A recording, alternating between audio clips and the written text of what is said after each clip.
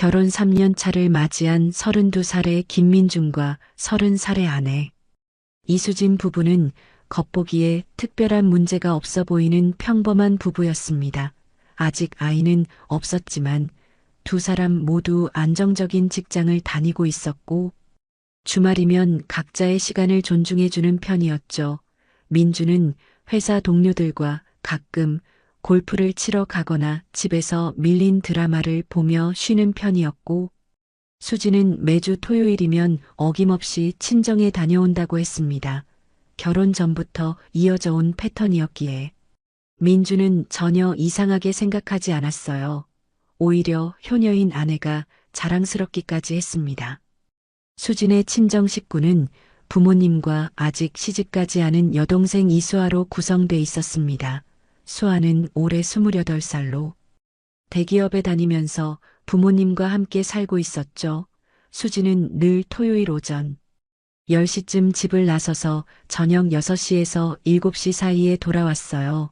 돌아올 때면 친정 어머니가 싸준 반찬 몇 가지를 들고 오곤 했고 민주는 그럴 때마다 고마운 마음에 장모님께 전화로 인사를 드리곤 했습니다. 결혼 생활은 평온했고 두 사람 사이에 큰 다툼이나 갈등도 없었어요. 민주는 수진을 믿었고 수진 역시 민준에게 다정한 아내로 보였습니다. 어느 토요일 아침이었습니다. 수진은 평소처럼 가벼운 옷차림에 작은 가방 하나만 들고 현관을 나섰죠. 민주는 거실 소파에 앉아 커피를 마시며 오늘은 뭘 할까 생각하고 있었어요. 특별히 약속도 없었고 그냥 집에서 쉬고 싶은 마음이었습니다. 수지는 문을 나서기 전 민준에게 말했죠. 오늘도 친정 다녀올게. 저녁 먹고 올 테니까 너무 늦지 않게 들어올게요. 민준은 고개를 끄덕이며 조심히 다녀오라고 손을 흔들었습니다. 평범한 주말의 시작이었어요. 아무런 의심도 없었고 아무런 불안감도 느끼지 못했습니다. 그렇게 수진이 떠난 후 민주는 혼자만의 시간을 즐겼어요. 밀린 빨래를 돌리고 청소를 하고 점심은 간단히 라면으로 때웠습니다. 오후에는 침대에 누워 평소 보고 싶었던 영화 한 편을 보다가 그만 잠이 들었죠. 깨어보니 어느새 저녁 5시가 넘어 있었습니다. 수진이 곧 돌아올 시간이었어요. 민주는 슬슬 일어나 저녁 준비를 할까 생각하며 냉장고를 열어봤죠. 그러다 문득 오늘 처제인 수아에게 안부 전화를 한번 걸어볼까 하는 생각이 들었습니다. 평소에도 가끔 안부를 주고받았으니 오늘도 그냥 가볍게 연락해보자는 마음이었어요. 평소에도 민주는 처제와 가끔 연락을 주고받는 편이었어요. 명절이나 생일 때는 물론이고 수아가 회사 생활에서 고민이 있을 때면 형부에게 조언을 구하기도 했습니다. 민준과 수아는 5년 정도 나이 차이가 났지만 서로 편하게 대화하는 사이였죠. 오늘도 그냥 가볍게 요즘 어떻게 지내냐고 물어볼 생각으로 전화를 걸었습니다. 벨이 몇 번 울린 후 수아가 받았어요. 형부 무슨 일이세요? 수아의 목소리는 평소처럼 밝고 경쾌했습니다.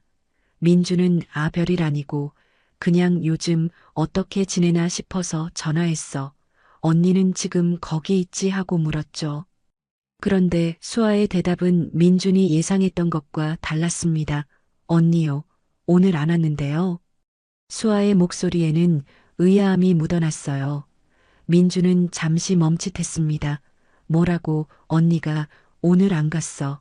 민준이 다시 물었죠. 수아는 네, 오늘 언니 안 왔어요. 아침부터 지금까지 집에 있었는데 언니 못 봤는데요. 하고 대답했습니다. 민준의 머릿속이 순간 하얘졌어요. 수지는 분명 오늘 아침 친정에 간다고 했는데 친정에 가지 않았다는 건 도대체 무슨 의미일까요? 민주는 당황스러움을 애써 감추며 아 그래 내가 날짜를 헷갈렸나 보다 하고 둘러댔습니다.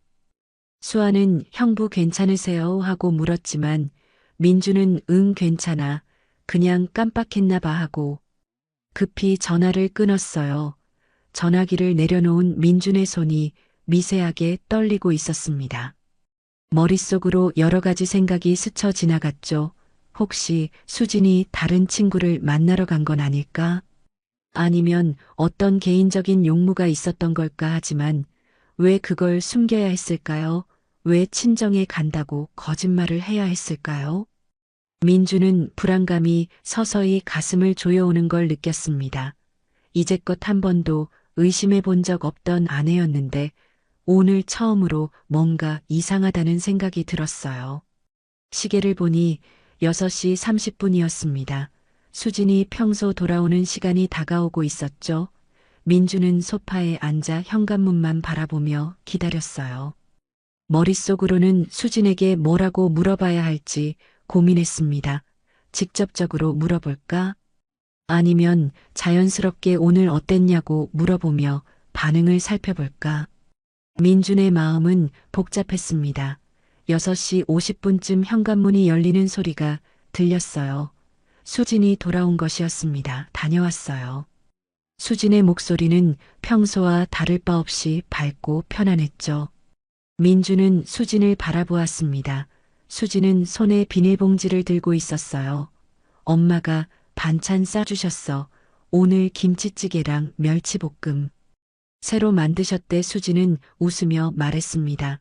민주는 그래, 수고했어 하고 대답했지만 목소리에 힘이 없었어요.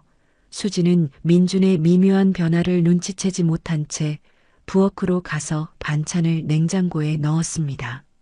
민주는 거실에 그대로 앉아 있었죠.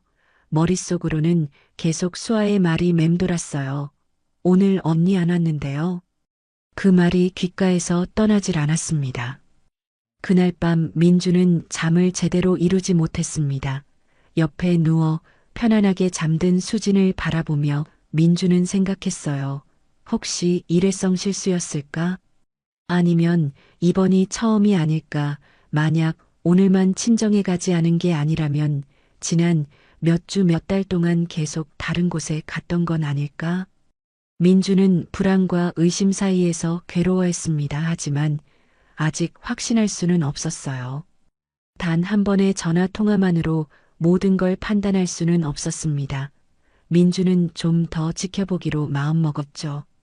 그 주말 이후로 민준의 일상은 조금씩 달라지기 시작했습니다. 예전에는 아내가 토요일마다 친정에 간다는 말을 아무렇지 않게 받아들였지만 이제는 달랐어요. 매주 토요일 아침이 되면 민준의 가슴 속에는 묘한 긴장감이 흐르기 시작했죠. 수지는 여전히 같은 시간에 같은 말을 하며 집을 나섰습니다. 오늘도 친정 다녀올게요.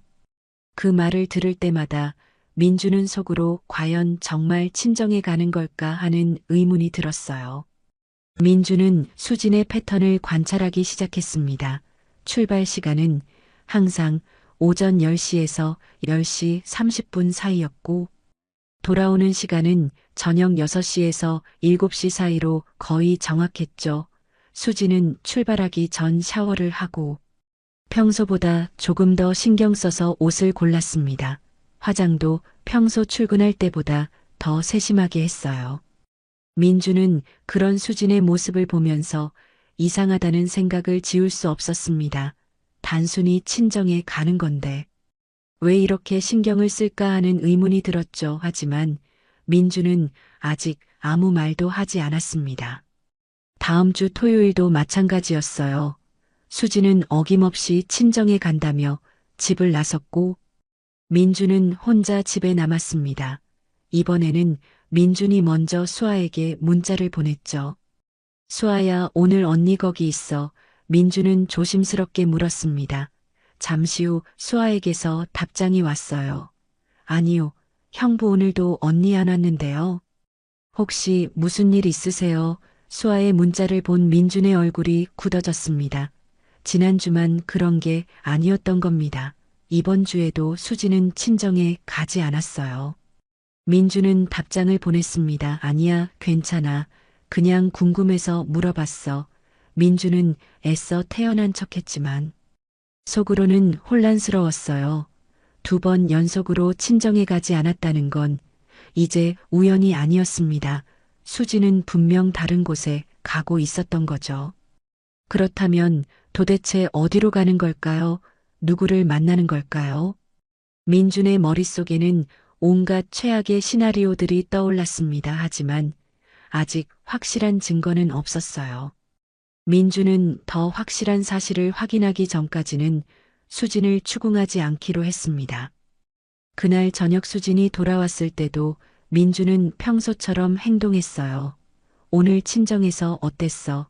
민준이 물었습니다. 수진은 아무렇지 않게 대답했죠. 응, 그냥 엄마랑 수다 떨고 밥 먹고 왔어. 아빠는 오늘 친구분들이랑 골프 가셨대. 수진의 거짓말은 너무나 자연스러웠습니다. 마치 정말 친정에 다녀온 것처럼 구체적인 이야기까지 덧붙였어요. 민주는 그 모습을 보며 씁쓸한 감정이 들었습니다. 이렇게 태연하게 거짓말을 할 수 있다는 게 믿기지 않았어요. 그 후로도 민주는 몇 주 동안 같은 방식으로 확인했습니다. 수진이 토요일에 나갈 때마다 민주는 수아에게 연락했고 매번 같은 대답이 돌아왔죠. 언니 오늘 안 왔어요. 패턴은 명확했습니다. 수진은 매주 토요일마다 친정이 아닌 다른 곳으로 가고 있었던 겁니다.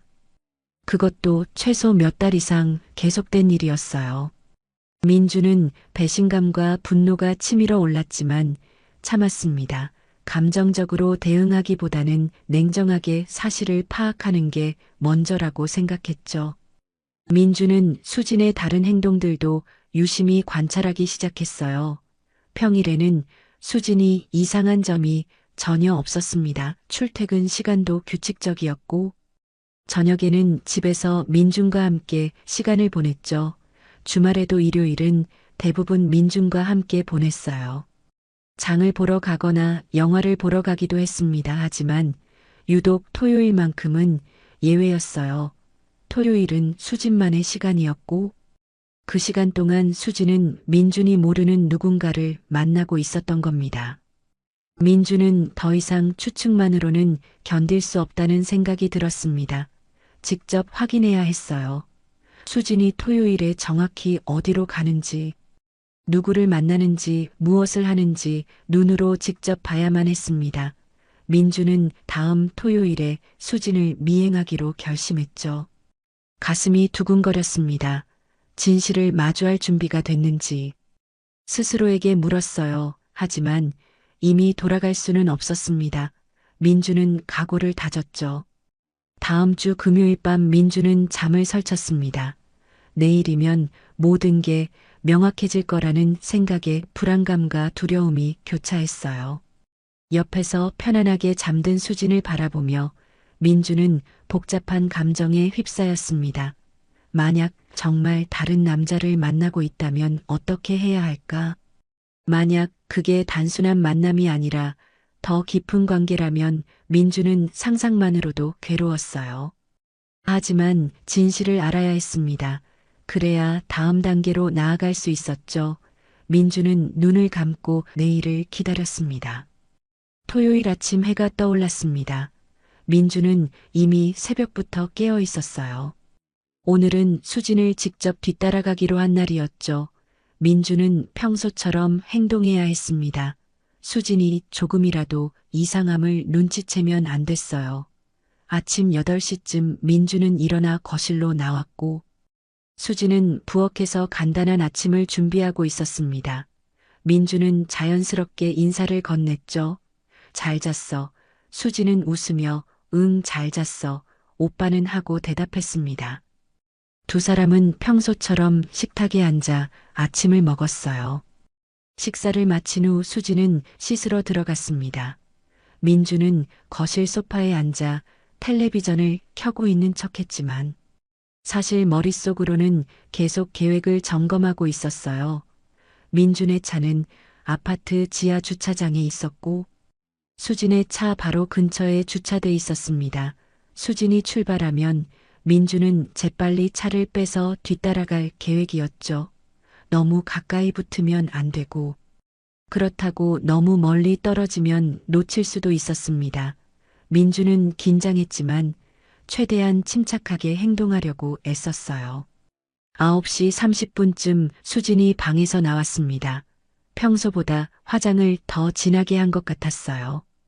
옷도 신경 써서 골랐는지 깔끔한 원피스를 입고 있었죠. 민주는 속으로 쓴웃음을 지었습니다. 친정에 간다면서 왜 저렇게 차려입는 걸까요? 수지는 가방을 챙기며 민준에게 말했어요. 오빠 나갔다 올게. 저녁 먹고 올게. 민주는 고개를 끄덕이며 응 조심히 다녀와 하고 대답했습니다. 현관문이 닫히는 소리가 들렸고 민주는 즉시 일어났어요. 민주는 창문으로 아파트 주차장을 내려다봤습니다.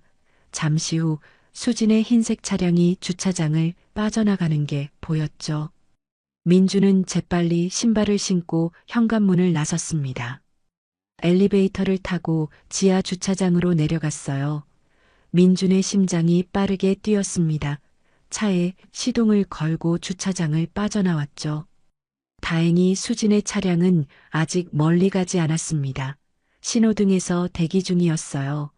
민주는 수진의 차와 두세 대 정도 거리를 유지하며 뒤따랐습니다. 수진의 차는 아파트 단지를 벗어나 큰 도로로 진입했어요. 민주는 긴장한 채 핸들을 잡고 있었습니다. 혹시 백미러로 자신을 알아볼까봐 조심스러웠죠. 하지만 수지는 전혀 눈치채지 못하는 것 같았습니다. 차는 계속 직진했고 민주는 적당한 거리를 유지하며 따라갔어요. 10분쯤 지났을 때 민주는 이상한 점을 발견했습니다. 수진의 차가 친정 방향과는 전혀 다른 길로 접어든 거예요. 친정은 아파트에서 남쪽 방향인데 수진의 차는 북쪽으로 향하고 있었습니다. 민준의 가슴이 철렁 내려앉았어요. 역시 친정에 가는 게 아니었습니다. 수진의 차는 계속 북쪽으로 달렸고 도심을 벗어나 외곽 지역으로 향했죠. 주변 풍경이 점점 한적해졌습니다. 20분쯤 더 달렸을 때 수진의 차가 한 카페 앞 주차장에 멈춰 섰어요. 민주는 조금 떨어진 곳에 차를 세우고 상황을 지켜봤습니다. 수진은 차에서 내리지 않고 그대로 앉아 있었어요. 누군가를 기다리는 것 같았습니다. 10분쯤 지났을 때 한 남자가 카페에서 나와 수진의 차 쪽으로 걸어왔어요. 30대 중반쯤 돼 보이는 남자였습니다. 키가 크고 체격이 괜찮았죠. 남자는 수진의 차 조수석 문을 열고 자연스럽게 탑승했습니다. 민주는 그 장면을 보며 온몸에 소름이 돋는 걸 느꼈어요. 두 사람은 차 안에서 잠시 이야기를 나눴고 곧 수진이 차를 출발시켰습니다. 민주는 다시 뒤따라갔죠. 손에 땀이 났고 호흡이 가빠졌지만 민주는 집중력을 잃지 않으려고 애썼습니다. 수진의 차는 한적한 도로를 따라 이동했어요. 주변에는 산과 들판이 펼쳐져 있었고 차량도 많지 않았습니다. 민주는 더욱 조심스럽게 거리를 유지했죠. 얼마 후 수진의 차가 한 식당 주차장에 들어섰습니다. 민주는 조금 떨어진 곳에 차를 세우고 두 사람을 관찰했어요.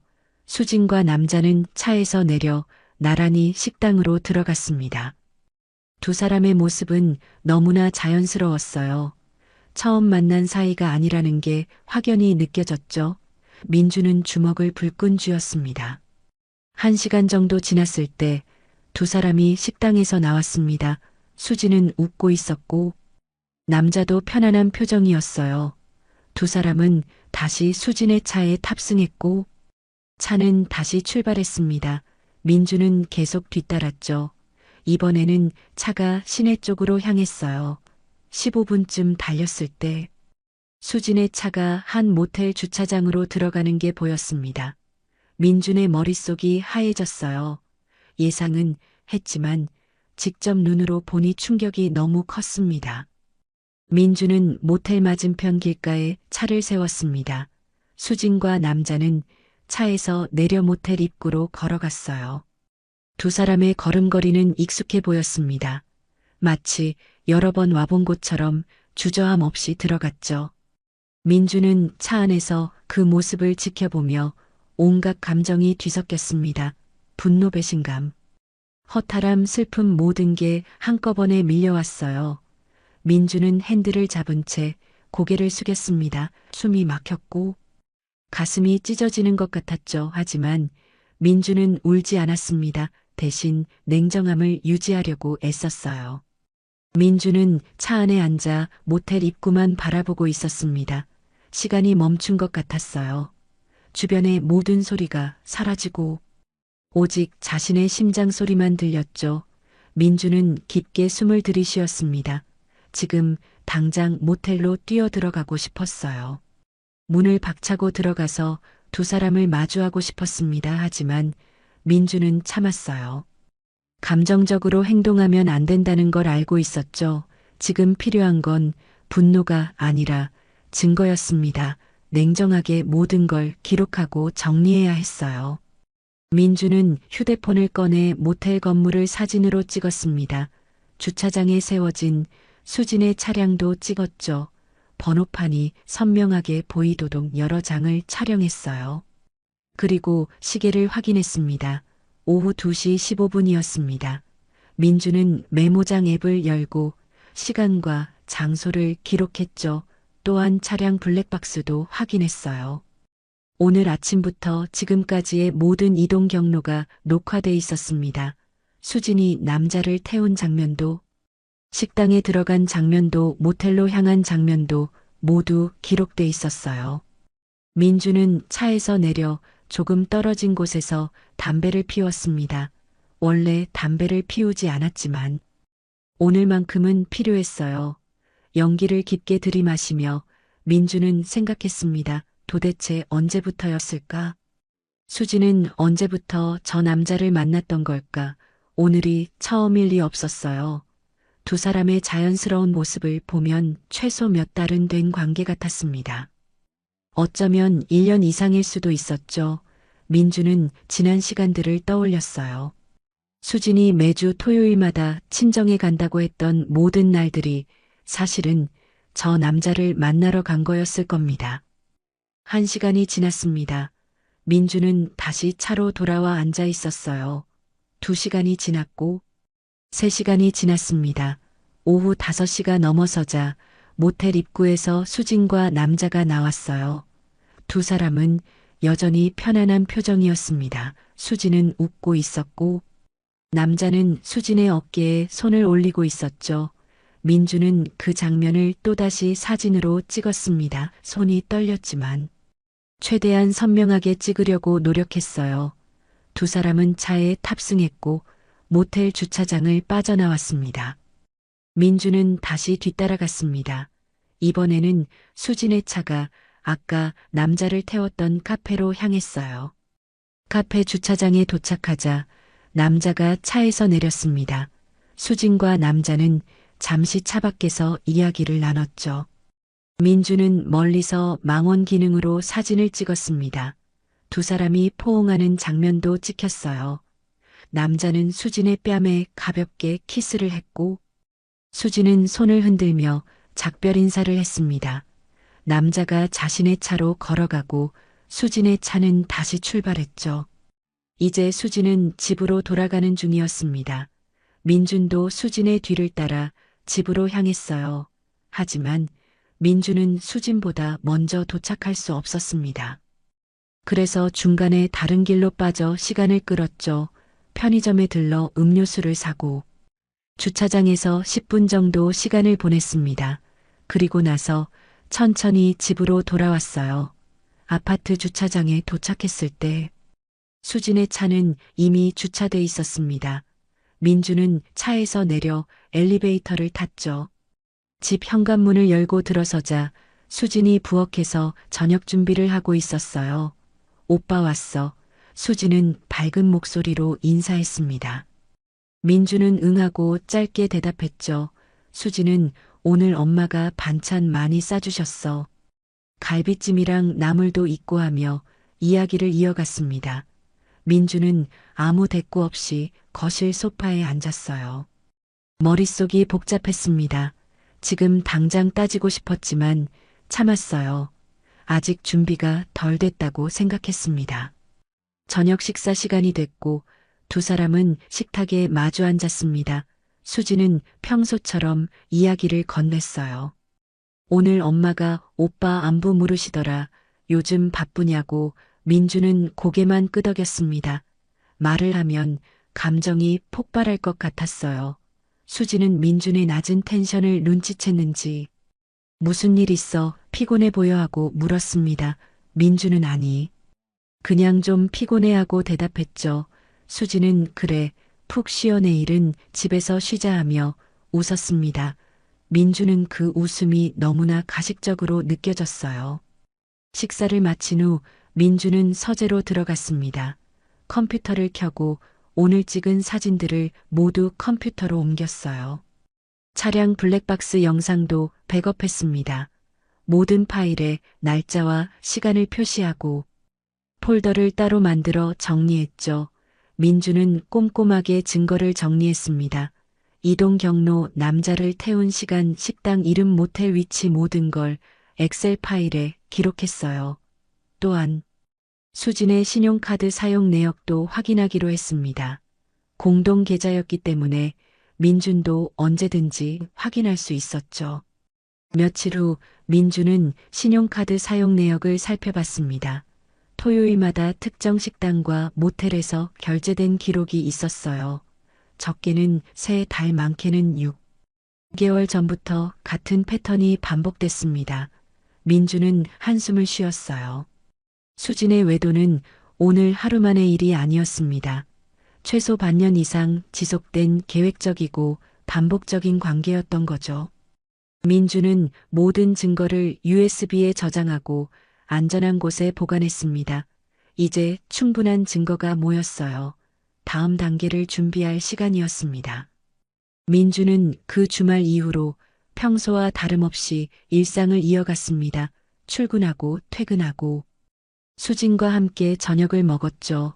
겉으로 보기에는 아무 일도 없는 것처럼 행동했어요. 하지만 민준이 내면은 완전히 달랐습니다. 매일 밤 수진이 잠든 후 민주는 서재로 가서 증거를 정리했어요. 사진, 영상, 카드 내역, 이동 경로 모든 것을 빠짐없이 기록했습니다. 민주는 감정보다 이성을 앞세우기로 했죠. 지금 필요한 건 분노의 폭발이 아니라 완벽한 준비였습니다. 민주는 변호사 상담을 알아보기 시작했어요. 인터넷으로 이혼 전문 변호사를 검색했고 후기가 좋은 몇 곳을 추렸습니다. 점심시간을 이용해 법률사무소에 전화를 걸었죠. 상담 예약을 잡고 필요한 서류 목록을 받았어요. 변호사는 배우자의 외도를 입증할 수 있는 모든 증거를 가져오라고 했습니다. 사진, 영상, 카드, 내역, 통화 기록, 문자 메시지 등 가능한 모든 자료가 필요하다고 했죠. 민주는 이미 상당 부분 준비돼 있었지만 더 확실한 증거를 모으기로 했습니다. 며칠 후 민주는 수진의 휴대폰을 확인할 기회를 노렸어요. 어느 날 저녁 수진이 샤워하러 들어갔을 때였습니다. 수진의 휴대폰이 거실 테이블 위에 놓여 있었죠. 민주는 재빨리 휴대폰을 집어들었습니다. 다행히 잠금 비밀번호는 민준도 알고 있었어요. 결혼기념일 숫자였습니다. 민주는 메시지 앱을 열었죠. 그리고 저장된 이름 중 수상한 것을 찾기 시작했어요.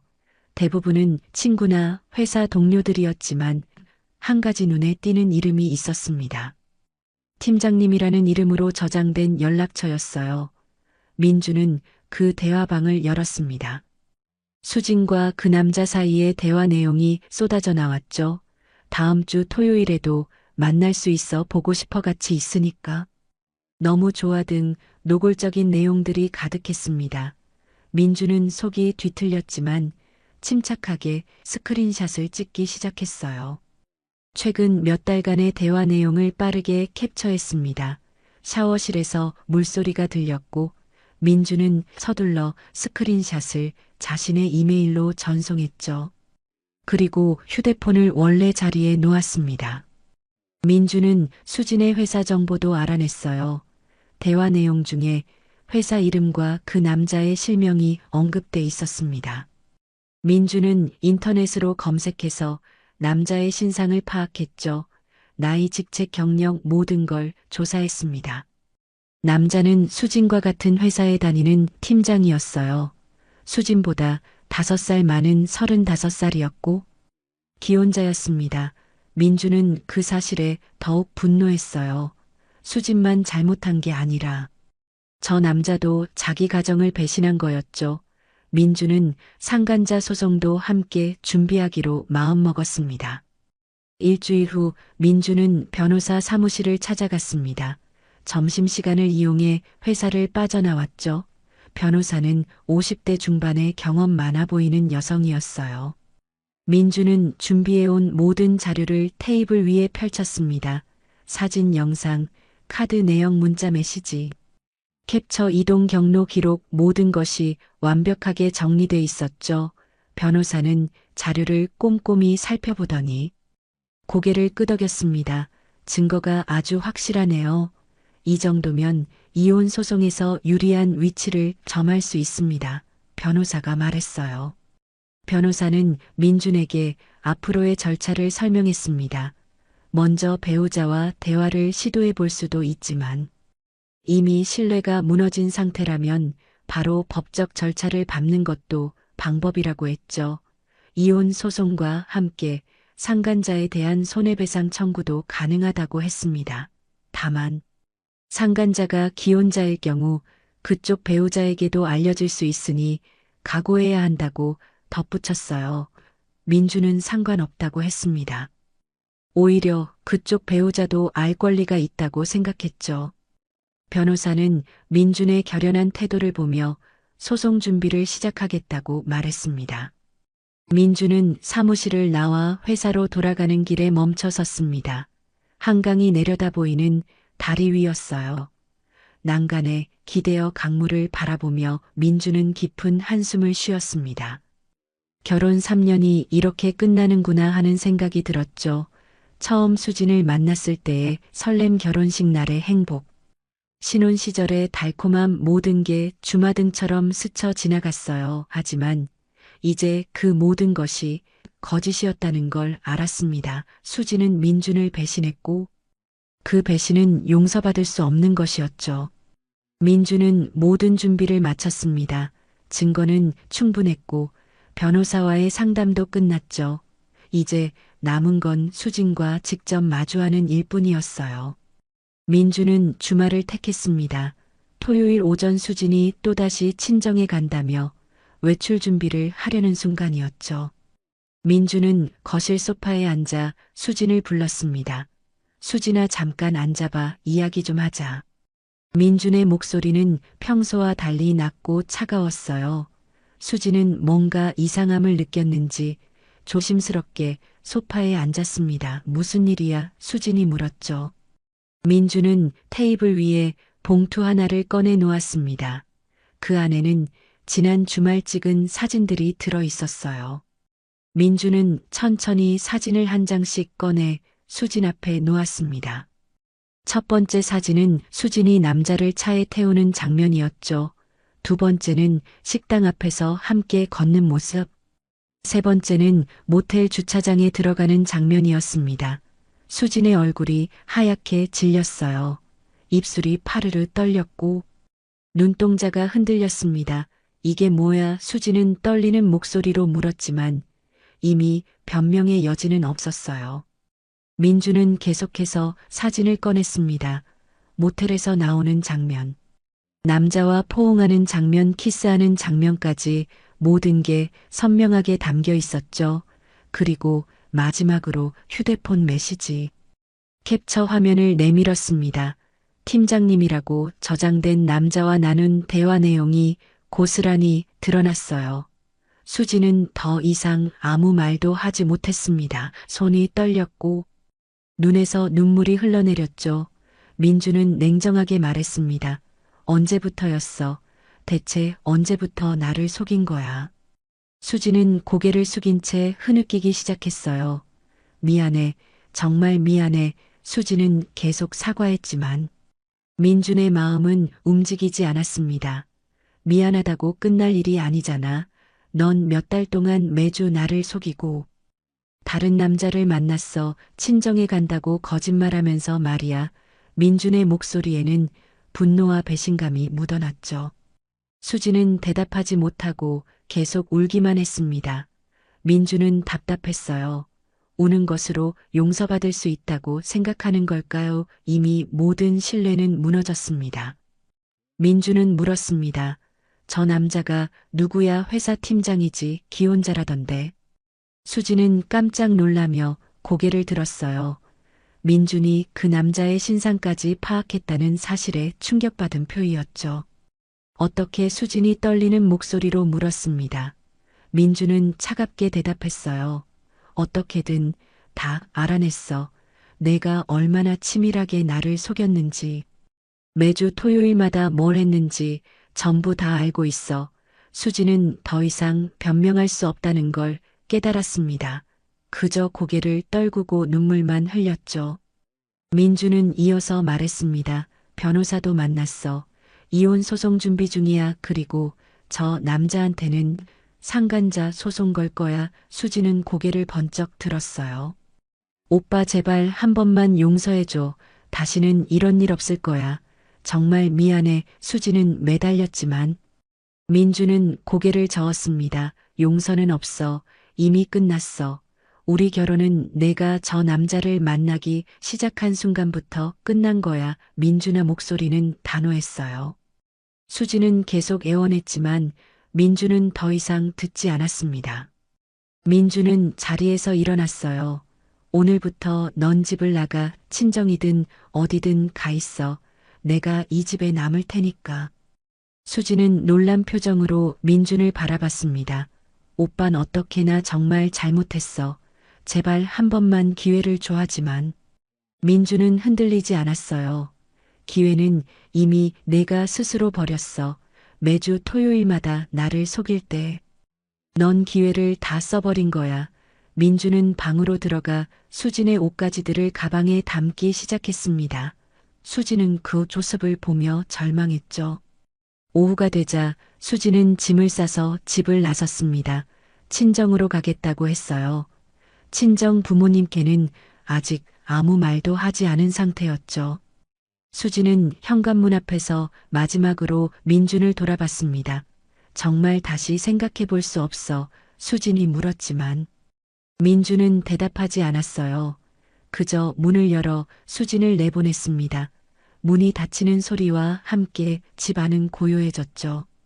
민준은 거실 소파에 주저앉았습니다.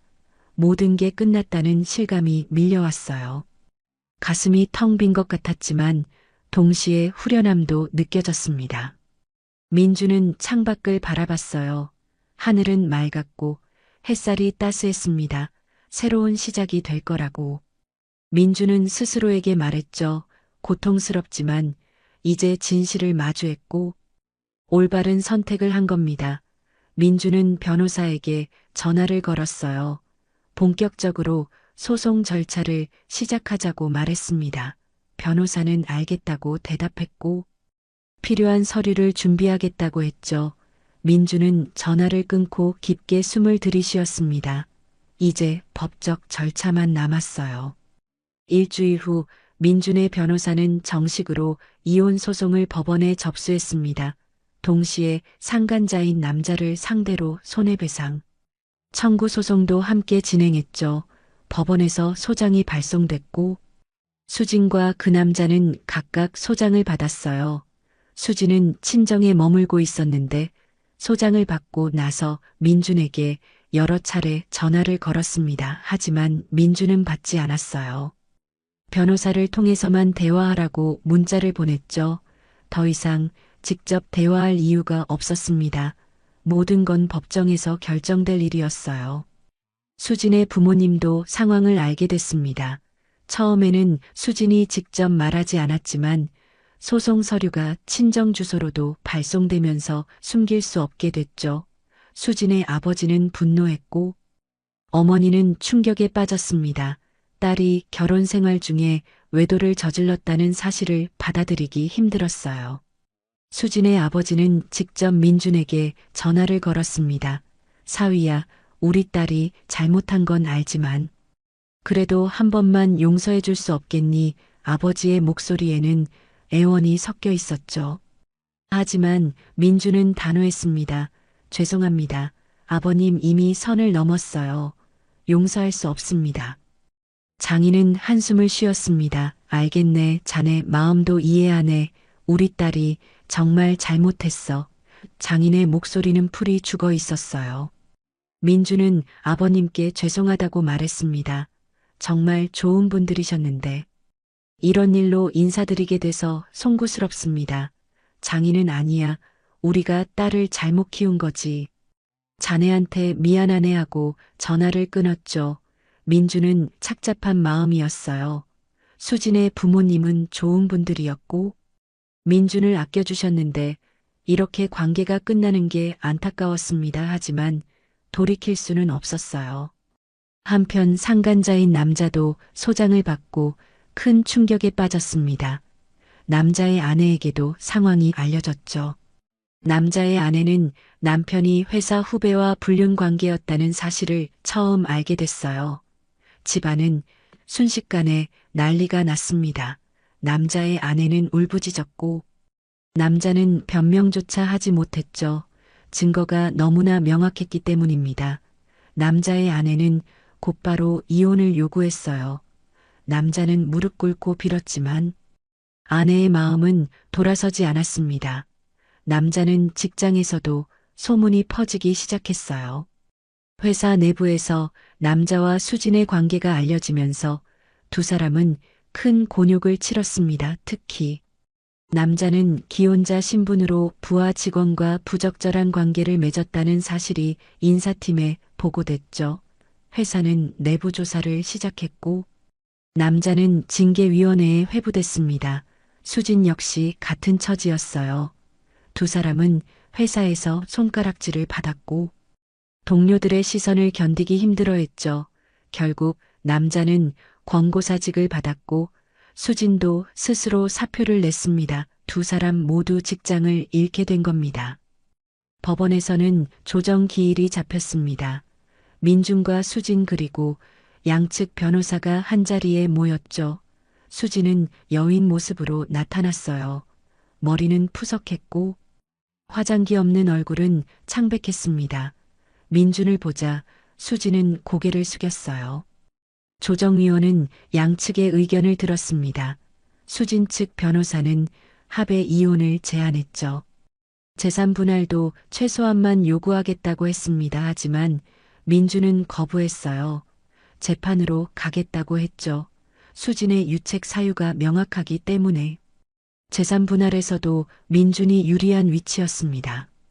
상간자 소송도 진행됐습니다. 남자 측에서는 합의금을 제시했어요. 조용히 마무리하고 싶다는 의사를 밝혔죠. 민준의 변호사는 합의금 액수를 높게 책정했습니다. 남자는 받아들일 수밖에 없었어요. 이미 직장도 잃었고 아내와도 이혼 위기에 처한 상황이었습니다. 더 이상 법정 다툼을 이어갈 여력이 없었죠. 결국 남자는 민준이 요구한 금액을 지불하기로 합의했습니다. 민준은 그 돈을 받는 게 목적이 아니었어요. 다만 잘못에는 반드시 대가가 따른다는 걸 보여주고 싶었습니다. 이혼 재판은 2달 후에 열렸습니다. 민준은 준비한 모든 증거를 법정에 제출했어요. 사진, 영상, 카드 내역, 메시지 기록 모든 것이 수진의 외도를 입증했습니다. 판사는 증거를 검토한 후 수진에게 물었죠. 인정하십니까? 수진은 고개를 숙인 채 네, 인정합니다 하고 대답했어요. 더 이상 부인할 수 없었습니다. 판사는 민준에게 유리한 판결을 내렸습니다. 이혼이 확정됐고 재산 분할 비율도 민준에게 유리하게 결정됐죠. 위자료도 민준이 받기로 했습니다. 재판이 끝난 후 민준과 수진은 법원 복도에서 마주쳤어요. 수진은 민준을 보며 말했습니다. 정말 미안해. 내가 모든 걸 망쳤어. 수진의 목소리는 떨리고 있었죠. 민주는 잠시 수진을 바라봤습니다. 그리고 조용히 말했어요. 이제 각자 살아가자. 행복하길 바라. 민준의 말에는 더 이상 미련이 없었습니다. 수진은 고개를 숙이고 눈물을 흘렸죠. 민주는 돌아서서 법원을 나섰습니다. 뒤돌아보지 않았어요. 이제 정말로 모든 게 끝났습니다. 이혼이 확정된 지 석 달이 지났습니다. 민주는 새 아파트로 이사했어요. 예전에 수진과 함께 살던 집을 정리하고 완전히 새로운 곳에서 다시 시작하기로 했죠. 짐을 정리하면서 민주는 결혼 생활의 흔적들을 하나씩 치웠습니다. 웨딩 사진, 신혼여행 기념품 함께 찍은 사진들 모든 것을 박스에 담아 창고에 넣었어요. 더 이상 과거에 얽매이고 싶지 않았습니다. 민주는 앞으로 나아가기로 결심했죠. 새 아파트는 한강이 보이는 곳이었습니다. 아침마다 창문을 열면 상쾌한 바람이 들어왔어요. 민주는 회사 생활에도 더욱 집중했습니다. 이혼 과정에서 잠시 흔들렸던 업무 집중력을 되찾았죠. 동료들은 민준이 상황을 알고 있었지만 조심스럽게 배려해줬습니다. 민주는 감사했어요. 그리고 점차 일상을 회복해 나갔습니다. 주말에는 오랜만에 친구들을 만나기 시작했죠. 헬스장에도 등록했고 새로운 취미도 찾았습니다. 사진 촬영이었어요. 카메라를 들고 서울 곳곳을 다니며 풍경을 담았습니다. 새로운 것을 배우고 경험하는 게 민준에게는 치유가 됐죠. 시간이 흐르면서 민준의 얼굴에는 다시 웃음이 돌아왔습니다. 반면 수진의 삶은 완전히 무너져 내렸어요. 이혼 후 수진은 친정에 머물렀지만 부모님과의 관계도 예전 같지 않았습니다. 아버지는 수진을 볼 때마다 한숨을 쉬었고 어머니는 말수가 줄었죠. 여동생 수아도 언니를 대하는 태도가 달라졌어요. 실망과 안타까움이 뒤섞인 시선이었습니다. 친정은 더 이상 수진에게 편안한 안식처가 아니었어요. 오히려 자신의 잘못을 매일 되새기게 하는 곳이 됐죠. 수진은 방에 틀어박혀 지냈습니다. 외출도 거의 하지 않았어요. 직장을 잃은 수진은 재취업을 시도했지만 쉽지 않았습니다. 이력서를 넣어도 번번이 탈락했어요. 같은 업계는 좁았고 소문은 이미 퍼져 있었습니다.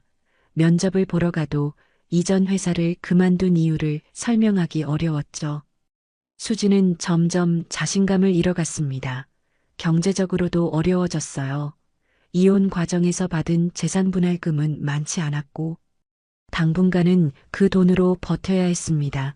수지는 자신이 선택한 길의 대가가 이렇게 혹독할 줄 몰랐어요. 후회가 밀려왔지만 이미 되돌릴 수 없었습니다. 불륜 상대였던 남자의 상황도 비참했습니다. 아내와는 결국 이혼했고 아이들의 양육권도 아내가 가져갔죠. 남자는 아이들을 한 달에 한두 번밖에 만날 수 없게 됐습니다. 직장도 잃었고 재취업도 쉽지 않았어요. 업계에서 그의 평판은 바닥으로 떨어졌습니다. 민준에게 지불한 합의금도 상당했기에 경제적으로도 힘들었죠. 남자는 원룸으로 이사해 혼자 살게 됐습니다. 친구들도 하나둘 떠나갔어요. 결혼 생활을 배신한 남자를 누가 믿겠습니까? 남자는 모든 것을 잃었습니다. 수진과 남자는 이혼 후 연락을 끊었습니다. 서로에게 상처만 남긴 관계였죠. 처음에는 사랑이라고 착각했지만 그건 한낱 욕망과 일탈에 불과했어요. 두 사람 모두 그 대가를 톡톡히 치르고 있었습니다. 가정을 잃었고 직장을 잃었고 사회적 신뢰를 잃었죠. 주변 사람들의 따가운 시선을 견뎌야 했습니다. 한때 달콤했던 미래는 이제 평생의 낙인이 됐어요. 수지는 깨달았습니다. 자신이 얼마나 어리석었는지, 얼마나 큰 실수를 저질렀는지 말이죠.